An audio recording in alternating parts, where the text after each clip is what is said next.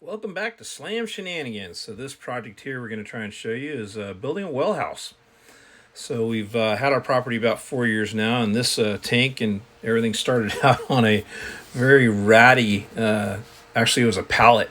It was sideways and stuff, and so about a year ago I poured a pad and I've been covering it, and I got a little heater on it, and finally decided let's get serious and put a frame up and put a little house around this thing. So this is what I'm going to show you today. This is the first post going up. Start putting up all these the corner posts, and since I have the mill, might as well go big, right? So I went with 6x6 corner posts.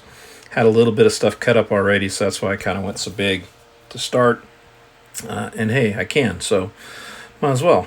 So anyways, this is me drilling in all of the anchors for these posts. So as I put them up and square and plumb them, I drilled the anchors in, and thank goodness it's on time lapse because you guys do not want to hear that. And I got a little snippet of it later for you, but if you've never drilled into concrete, it's not a lot of fun and it's very time consuming. So now I got the posts up. I'm starting to work on the rafters, cutting some dovetails in here for the backside. So it takes a little bit of thinking, a little bit of time, marking, and a little bit of hands-on. And oh, squirrel! This is the first squirrel point here. So I had this ratty piece of oak that I'm just like, you know what? I'm going to cut that up and see if somebody likes this for crafts.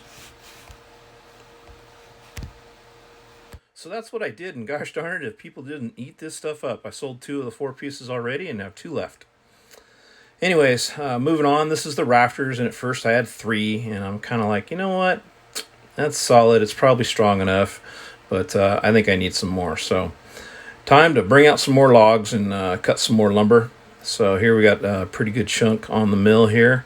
Just a little LT15 I have, and I tend to max that sucker out a lot. But this one's second squirrel point actually, and this is decided to throw a cedar up here for some slabs for my sister companies had a family event that they needed some tables for. So this is cedar, guys, and this is absolutely beautiful. It turned out great. The event was fantastic and they loved it. Anyways, back to the build here. I think I'm almost done with my squirrel moments, but now you see 4 rafters up there, so I'm kind of making final adjustments, and I think I'll go into the mounting phase of this thing here. There's a couple of spots like this where it seems like it's dead and there's nothing happening, and that's me going to get an extra tool or a part or something that I forgot either at the shop or down at the house. It's a hazard of having 20 acres. It takes some time if you don't have everything with you when you go. Even if this project's only about 100 feet away from the shop, you either have to walk up and grab it and come on back down, or you take the rhino, right, and you bring some stuff back with you. So anyways, back to squaring this all up, making sure it's nice and attaching it to the actual framework. This is the first part where it starts getting a little bit solid here. It won't wonky around on you once I lock all these guys in. And for this project, I think the time lapse was the way to go. Here's me coming back to some of the drilling and stuff. I had the door framed up, so I had to load up this this concrete bit here, and this is actually a real fast one, so it's not as painful. I'm checking to make sure it's lined up because I got the bits that are made for those, I don't know, keyed chucks or something. It's kind of weird, and it should be a smooth bore, but anyways, it went really fast because I was the one going from the quarter inch to a 3/8 widen this thing out. And then had a little fun thing happen here in a second. Oh, really? That's fucking stupid. Yes, in classic, not professional YouTuber, I had the camera aimed wrong, so I had to switch it back up here to where I was trying to show you guys what I was doing. Anyways, this is me putting in the call them cinch anchors, basically expansion anchors. So I'm grabbing my impact and the hammer, and if you never put these in before, you basically drill a hole in a concrete that's slightly undersized of the wedge that goes in there, and you pound this thing down with the nut already on it and the washer already on it, and then you take your impact or a ratchet or whatever and you start tightening this thing up, and as it tightens up, the wedge gets bigger on the shaft, and you've got an anchor in a concrete that was already poured. So, and like I said before, I had you on time lapse for all of the anchors around the corner posts there, because that is not a fun job. It's almost as bad as painting. I can't stand painting. Some of you might like that, but and again, here's another dead spot that I just kind of figured I'd leave it in there, because even if your rhino is only 15-20 feet away, you got to go over, you got to grab your stuff, get your screws, come on back, make sure you got the right bit. So when you got property and you're doing things away from your shop, it takes a bit of thinking. Anyways, we'll go back into time lapse here and kind of finish up some of this framework here, squaring off edges coming off the mill, getting the boards in, making sure they're level, and we screw them in and keep moving around. So this went really fast here, but I had basically attached that first part of the house wrap, and then I walked it around, and now I'm going back around and reattaching it right and making sure it's tight, and kind of cutting the corners for relief as I go. So you'll see me go around this a couple times. Right now I'm just trying to staple this all up nice and tight. And then once I get done doing that and around the front there, the front is on the left side for any of you wondering. I'm calling it the front because that's where the door is. I don't really know if there's a front or back to this thing, but the front is opposite the greenhouse there. And I think I actually forgot my X-Acto knife. That's why I might have been gone. Anyways, coming back. And so now I'll start trimming this stuff up, and you'll kind of see me walk around the backside. You can't see anything going on there. It's tough to film everything when you're by yourself and you're doing stuff 360s on a building. 360s. That's a good word. Way to go, Jim. Anyways, I'm trimming everything off there and just kind of throwing it down.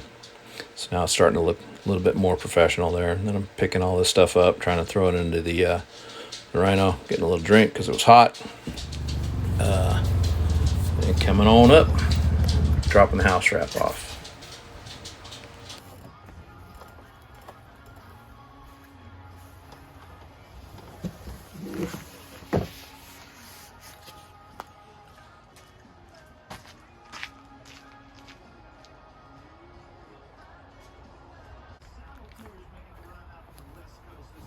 Hey everybody, so I haven't been talking a whole lot of videos lately. I've just been kind of narrating them, but so as you saw, I probably just finished house wrapping the well house. That's the project we're working on, and I'm back up here at the shop. And so what we're going to do up here is try to get some of the siding boards all organized and straightened up and ready, and just try to screw them all up at once. Nail them, screw them, you know, use. Anyways, so I think I have some slabs for a buddy of mine, actually the tree service that I'm in partnerships with of sorts on my milling things that I'm doing as a side gig now. So that's the last of that, and I cut it up to where I'm gonna probably start whittling some boards off of it. Just a bunch of trimmings, but the last big cedar fence job I had a whole bunch of offcuts. So what I'm hoping to do is utilize a lot of this for my siding for the well house that's down there. So anyways, we'll stitch all this together and hopefully turn out to be a good little video in the end. So thanks for watching. Hit that subscribe button if you haven't done it yet. It's a good time to do it now, and let's get this pile. So as with everything else, there's always some things that you need to do before you can go on to the next step, which in this case, if I was going to use the rhino to do a bunch of stuff, bring boards down there and tools and work out of a little bit more, I wanted to clean it up, and that's what I did. There's also a bunch of that scrap that I wanted to cut up for kindling. So here's where I'm taking this last bit of the log from the slabbing exercise that I had, and we're cutting it up into some boards, or boards and batten, you know, whether the boards or the batten part. That's what I'm doing here. Just trying to get a lot of this stuff cut up and ready to roll. Here I'm picking out of this pile from my last cedar fence job, things that I can utilize. So most of this was the dry wood, and here we're about to start putting on the siding. So the well house is wrapped, and I use my rhino a lot as a little workstation, which works out well. I can keep all my tools in there, and I have my tool belt on, so I've got certain things like the markers and pencils and squares and hammer and screws and all that in my belt, and then I leave my big tools. So I'm just kind of laying in the bed there, the saw and the impact. Sometimes I put the impact in my pouch there. It's not too bad. I don't like using the belt clip. It usually falls off, catches something, but you'll see that I'm putting space in between these boards, and this is a board and batten construction. If you've never experienced that, it's a great way to utilize green wood, which the first part here is all dry. But basically you put the board up and you put the screw in the middle of the board. You don't put it on the edges, or you can put it on one edge if you want, if you go with that type of thing. And then the battens come back and they cover up those holes, and you put the screw in the middle of the batten that goes right in between that hole. And that way, as the thing dries and contracts, nothing splits, and you can build with green lumber very easy that way. So now I'm back up the mill, kind of drove back up there towards the shop. You can see the well house down at the bottom there and kind of the right.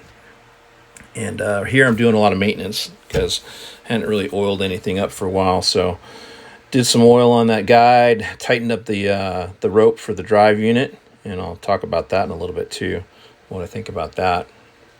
But tightened some things up, and I think I end up putting gas in it too here. Getting ready for a log, taking some stuff to the burn pile again, coming on up, grabbing one of these logs. This guy's a little small one. I think this is the one that was a real fresh log too. So as I mentioned before, I have a sister company agreement kind of with a buddy of mine. He has a tree service, and so this is a fresh log. Here's where I'm putting the gas in. Had that off a little bit, but this is nice and green and wet and solid. I mean, good wood. So should be scoring it up here. I got to jack up one in because I got the little LT15 with no toe boards, so I do it all manually. But I have an LT35 hydraulic on order, and I can't wait. But anyways, I started cutting this thing up, and it was so nice that I'm just like, you know what? I need some 6x6s for that other rehab, if you will. But yeah, so ended up with some good stuff. So that one log, although I was kind of going for the siding for the shed, it was a decent log, and I didn't want to waste it for 6x for the remainder of a other build. So anyways, I got 4 8-foot plus 6x. I got some miscellaneous 1x. There's 2 there that'll work for either board or batten on the shed, which was the original intent. And then I've got a couple that'll be for battens probably, and then probably 4 that I'll trim up and edge out for some boards. So, and then also worst case, if I want to, I can take these 6x here and whittle them down into 1x6s for the shed. And I'd actually probably be completely done with it right now, but I just don't want to waste this one for 6x. So I got some other stuff to work with. So I'll take this stuff to the burn pile and then grab some lunch and be back.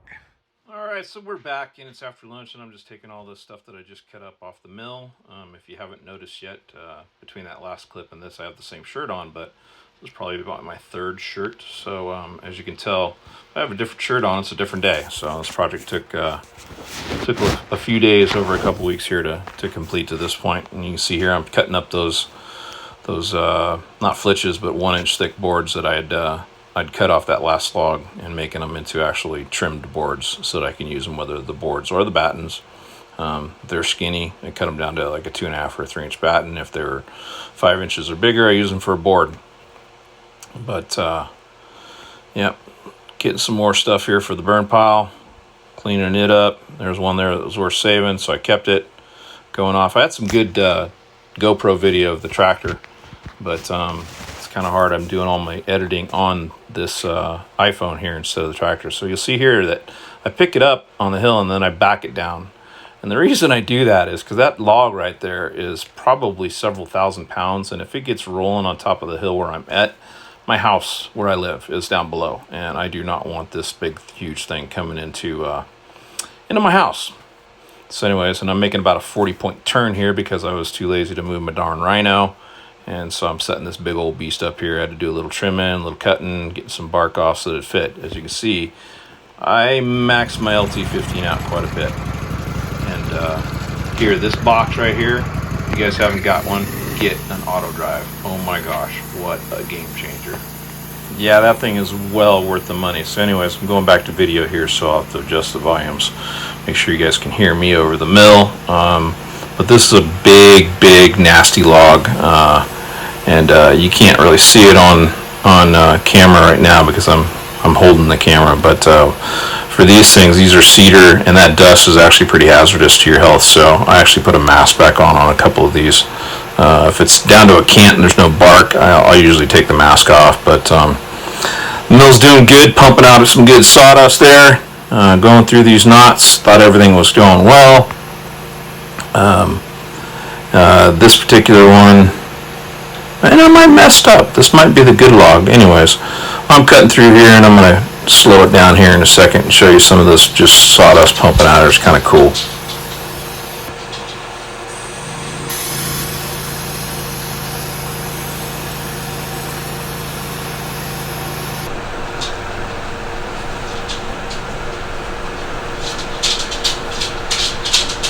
Sounds funny, but it's just kind of neat to see slow motion once in a while. I couldn't decide if it was better slow motion or fast motion because it was like little volcanoes going off here.